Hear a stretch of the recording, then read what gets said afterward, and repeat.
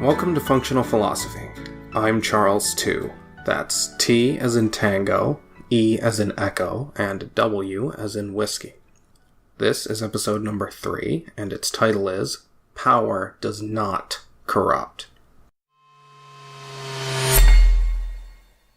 Power tends to corrupt, and absolute power corrupts absolutely. That's one of those things like to be or not to be. It's so common, it's impossible to say it without feeling self-conscious. You know the quote, Lord Acton said it, everyone believes it. No one challenges it, and that's what I'm going to do in this episode.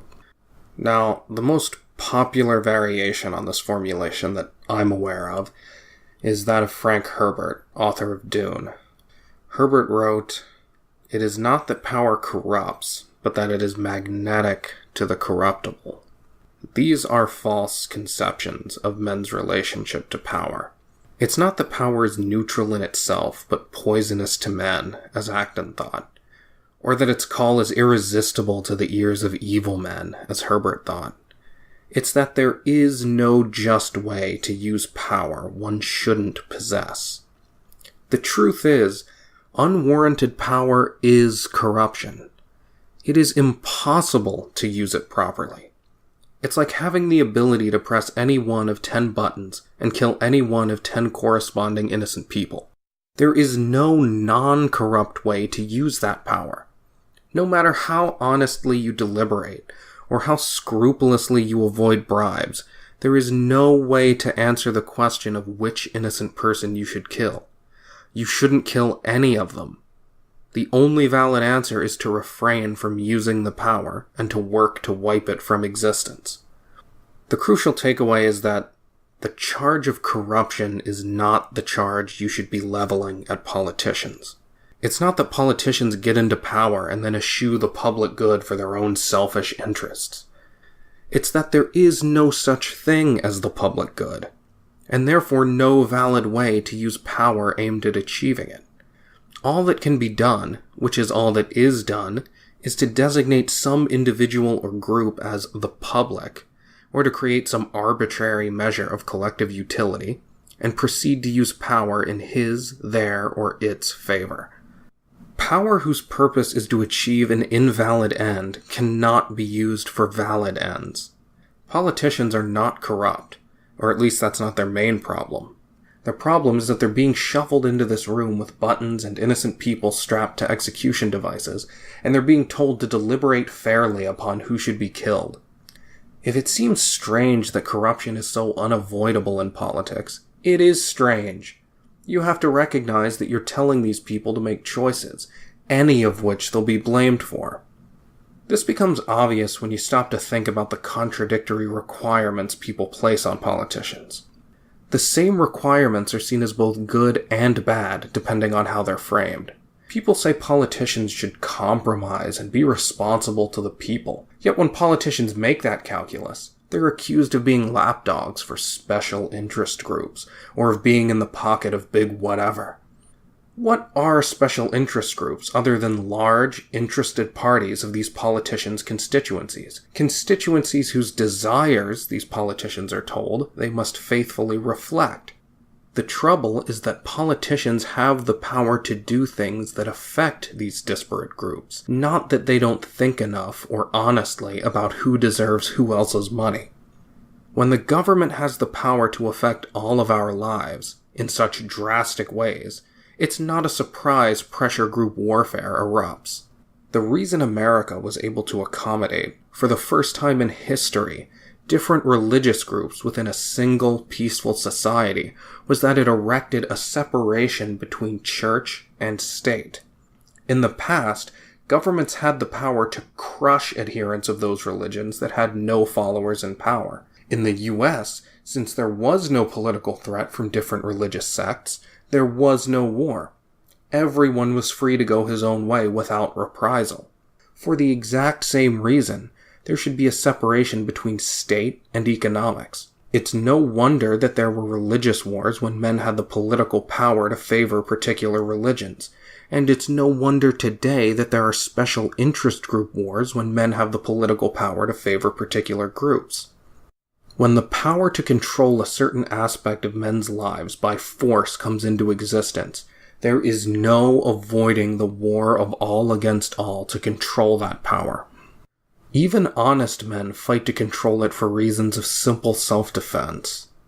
Once someone throws you in an arena and tells you to kill or be killed, you have to play the game or die, whether you approve of the blood sport or not. That's actually one of the themes of A Song of Ice and Fire, which I enjoy on a superficial level, but it's an interesting illustration of that, especially in the first book. I haven't watched the show, so I won't comment on that. Anyway, presumably though, not all power is bad. Let's organize our thinking here. What is power in the broadest sense of the word? It is simply the ability to do something.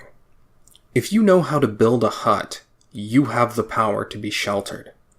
If you own a car, you have the power to drive to the supermarket. If you have a watch, you have the power to tell what time it is. If you are a member of the United States Senate, you have the power to vote on legislation. This last is importantly different from the other three. There are two kinds of power: power over reality and power over people. The first is economic power. The second is political power. The point of this distinction is not to say that economic power is good and political power is bad. The point is to identify the nature of each type of power so we can know what the valid applications of each type are. Let's start with an illustration of economic power. An owner of a big corporation has tremendous economic power. He can marshal his forces to manipulate matter in amazingly productive ways, and he can offer the results to people in exchange for money. Let's say he invents a new type of extremely durable glass and produces it in his factories. He can offer people his glass in trade, which they may buy, and which may impact their lives in profound ways. But he has no power over them. He has power only over his glass and his factories.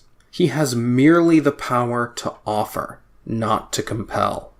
He can offer his products or jobs working in his factories, but he can't make people buy his product or enslave his workers.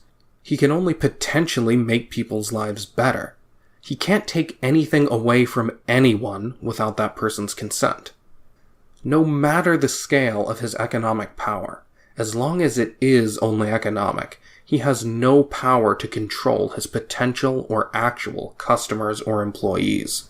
Political power, on the other hand, is the power to compel, to punish, in the sense that force wouldn't be necessary if someone were willing to go along. So it's the forceful violation of someone's desires and will, and is in that sense a punishment.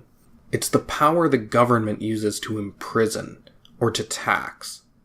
If you murder someone or don't pay your taxes and ignore the authorities, you will be physically forced into prison, or fined, or injured, or killed. Economic power, then, is an unmitigated good if human flourishing is the standard. There is no reason to limit the power of men to manipulate nature to their own advantage. Political power, however, is the use of force to control human beings. Is that ever legitimate? Yes, it is, when it's used in retaliation against people who have themselves tried to control others through force.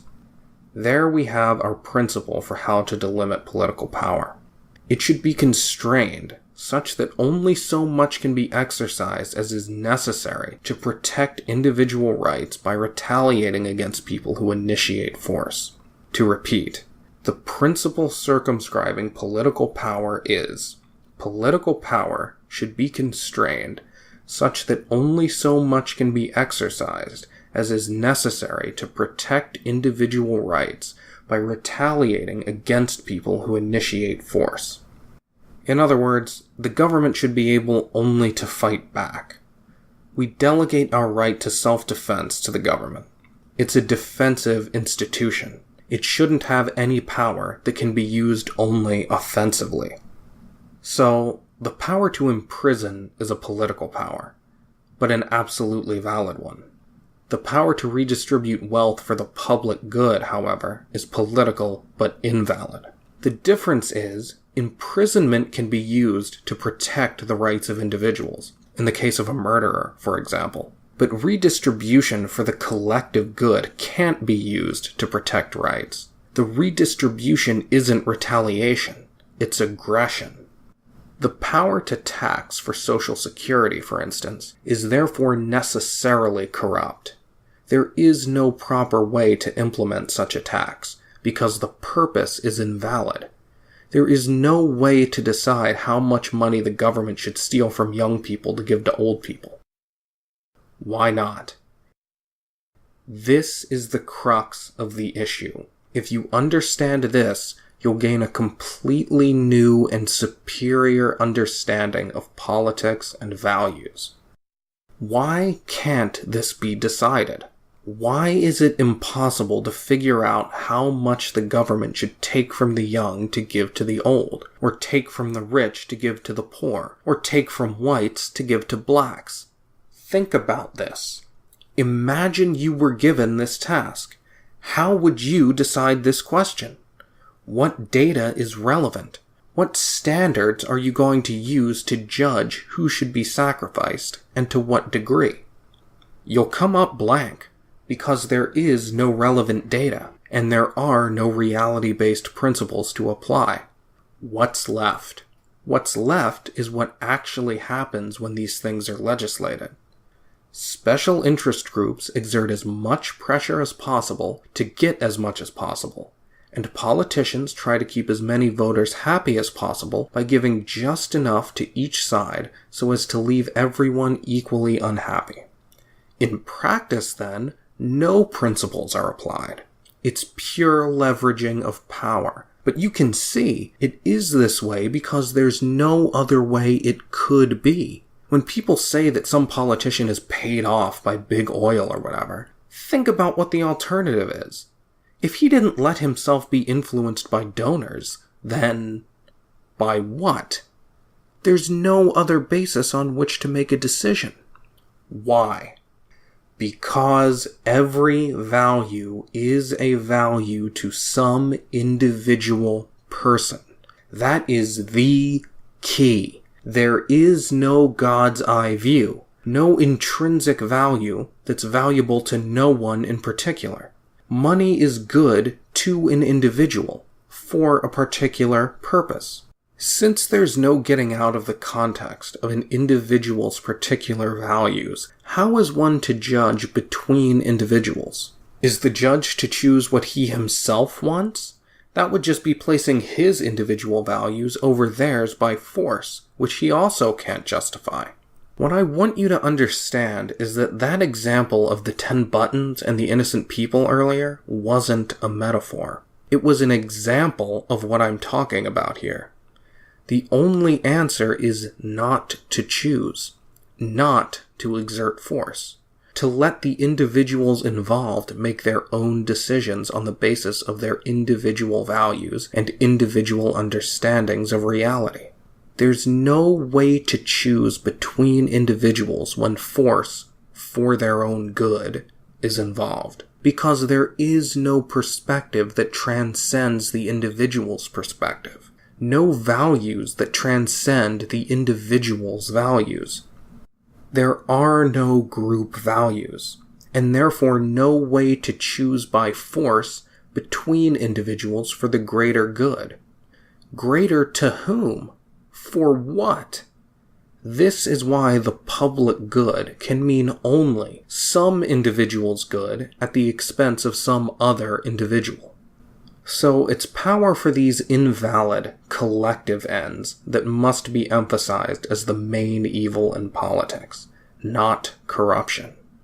Corruption is still possible. It's not an invalid concept. A judge, for instance, rightly has a certain amount of discretionary power in sentencing. But if he sentences certain individuals more harshly based on racial animus, he's being corrupt. A valid political power doesn't mean an automatically properly applied political power. Corruption is an evil that must be dealt with, but it is insignificant next to the problem of power that is wholly illegitimate by its nature, which is the vast majority of power governments around the world hold today. Corruption will always be around, because people have free will, but it doesn't determine the course of civilizations. Rome didn't fall because of corruption. The intentional actions of the legitimate authorities determined that. Just as people you don't like don't determine the course of your life, so criminals don't determine the course of a society. The nature and purpose of the power people want their government to have determines what happens to a society, not the odd abuse of power. Communist regimes don't fall to starvation and slaughter due to corruption. They come to that point because they're honestly trying to achieve communism, the good of the community, conceived as a transcendental super-entity apart from the individuals who make it up. This isn't bad news. It means we determine our own destiny. No one can derail us, but that gives us the responsibility to each advocate for the limitations that should exist on political power, to advocate for government limited to its crucial purpose, the protection of individual rights. People have this idea that totalitarianism comes about by a coup or by some sudden corruption of the leader. It's not true. Totalitarianism is the logical end of the faithful application of power for the public good, whether the public is determined to be the economic class or the race.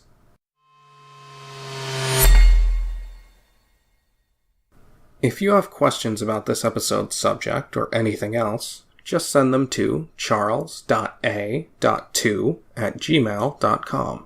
You can find information about all my work and all the ways you can follow me at charlestew.com. If you like the podcast and would like to enable me to create more content, consider contributing to my work through Patreon. You can find the link on my website or just search Patreon and my name.